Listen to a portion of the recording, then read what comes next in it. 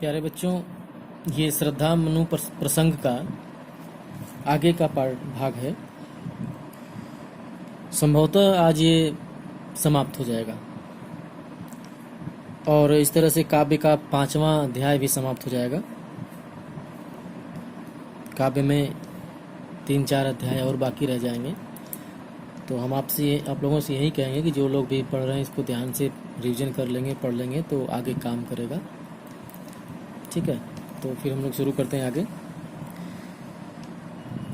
कहा आगंतुक ने सस ने, अरे तुम इतने हुए अधीर, हार बैठे जीवन का दाव, जीतते मरकर जिसको वीर। श्रद्धा मनु को तरह तरह से समझा रही है, उदाहरण दे करके उसके मन में उत्साह भरना चाह रही है। जैसा कि मनु, हम लोग पढ़ चुके हैं कि मनु हताश हो गया है, जीवन से हार गया है, एकांत वीरान में जाकर के चुपचाप बैठा है। उसके मन में नया उत्साह भरना चाह रही है श्रद्धा। उसको किसी भी तरह से उसकी सोई हुई आत्मा को, टूटी हुई आत्मा को जगाना चाह रही है। इसलिए वो तरह तरह से प्रयास कर रही है कि वो फिर से प्रकृति के निर्माण में सहयोग करे। कुछ इशारे कर रही है वो, आगे फिर स्पष्ट हो जाएगा वो कहना क्या चाह रही है। तो कहा आगंतुक ने ससने, 1 मिनट प्लीज। हाँ, बीच में कुछ बाधा पड़ गई थी। तो कह रहे कि ससने हुए अधीर, अरे तुम इतने हुए अधीर, हार बैठे जीवन का दाव, जीतते मरकर जिसको भी। श्रद्धा समझा रही उसको कि तुम इतने क्यों अधीर बन गए, इतने क्यों हार गए। हार बैठे जीवन का दाव, जीतते मरकर जिसको वीर। कहने का मतलब तुम जीवन का दाव ही हार गए, जीतते जिसको मरकर वीर। मरकर वीर मतलब कि जिसको संघर्ष करके असफल व्यक्ति भी सफल हो जाता है। एक असफल व्यक्ति संघर्ष करके, लड़ करके, जीवन के दाव पेच सीख करके सफल हो जाता है, जीत जाता है। उसको तुम इतने आसानी से ठुकरा दिए, इतनी आसानी से तुम हार मान लिए। आगे है, तब नहीं केवल जीवन सत्य, करुण यह क्षणिक दीन अवसाद, तरल आकाश से है भरा, सो रहा आशा का आह्लाद। समझा रही है, करी कि तप नहीं केवल जीवन सत्य, करुण यह क्षणिक दीन अवसाद। करी कि तपस्या, यह जीवन केवल माला जपने के लिए कि नहीं मिला है, बैठ के कोने में कहीं माला जपते रहो। यह जीवन में और कुछ करना है। इशारे कर रही है, जीवन में और कुछ करना है, शादी करना है, परिवार आगे बढ़ाना है।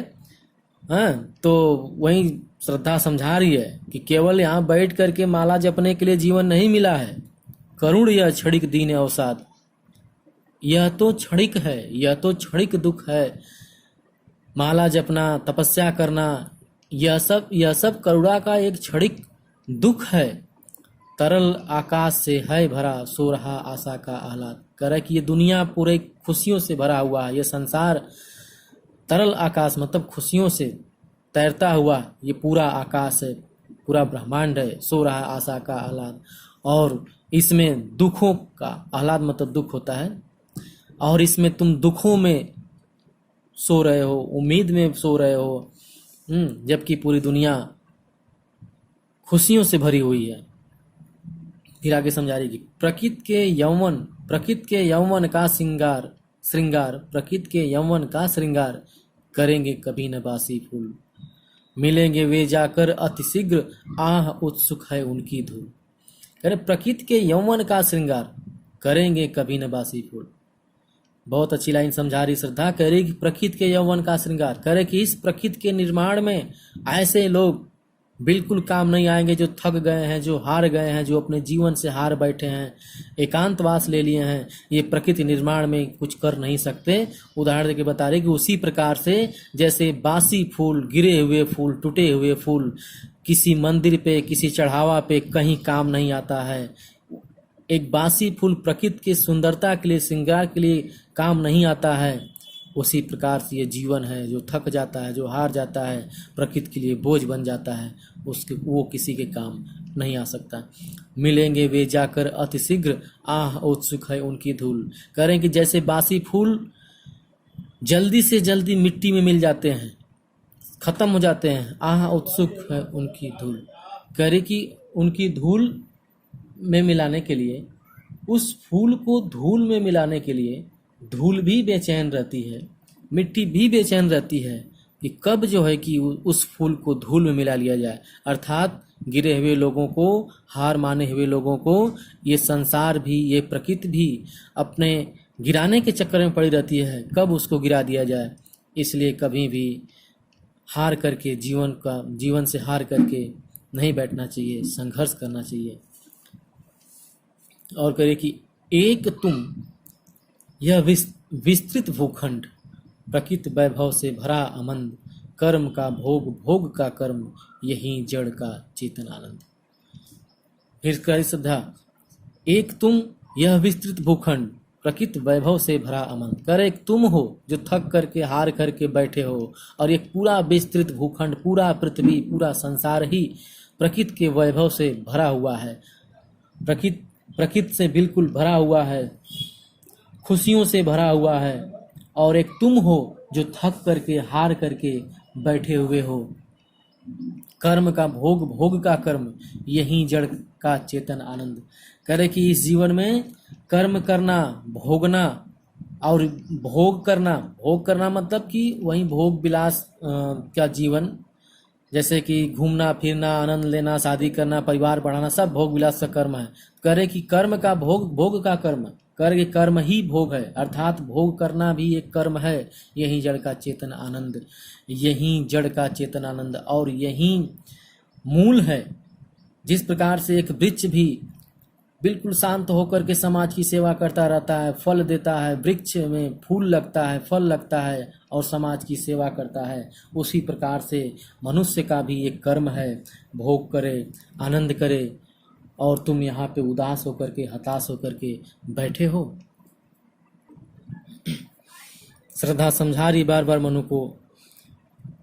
देखिए आगे, अकेले तुम कैसे असहाय, यजन कर सकते तुच्छ विचार, तपस्वी आकर्षण से हीन, कर सके नहीं आत्मविस्तार। कह रहे कि अकेले तुम कैसे असहाय, कह रहे कि ये पूरा प्रकृति ही खुशियों से भरा हुआ है, सब आनंद से भरा हुआ है, और तुम अकेले कैसे असहाय अपने आप को कह रहे हो, कैसे अपने आप को बेसहारा कह रहे हो, असहाय कह रहे हो। ये बहुत गलत बात है। यजन कर सकते तुच्छ विचार, तपस्वी आकर्षण से हीन। यजन कर सकते तुच्छ विचार, कह रहे कि अपने इस तुच्छ विचार से छुटकारा पालो, छोड़ दो इस तुच्छ विचार को। तपस्वी आकर्षण से हीन, कर सके नहीं आत्मविश्वास। कह रही है कि समझा रही वो, कह रही कि जीवन, मनुष्य के जीवन में गृहस्थ आश्रम सबसे श्रेष्ठ आश्रम माना गया है, जिसको जीने के लिए 5 तरह के यज्ञ करना अनिवार्य होता है। उस 5 तरह के यज्ञ में से एक यज्ञ शादी भी होती है। शादी करने का ऑफर दे रही है श्रद्धा मनु को। कह रहे कि वो जब तक शादी नहीं करोगे, वो 5 यज्ञ तुम अकेले कैसे पूरा करोगे। तुम अकेले, तपस्वी आकर्षण से हीन, कर सके नहीं आत्मविस्तार। कह रहे कि तुम अकेले आत्मविस्तार कैसे कर पाओगे। इस जलमग्न धरा को दोबारा जीवित करने के लिए, प्रकृति के निर्माण के लिए तुम अपने आप को अकेले समझ रहे हो, तो ये गलत है।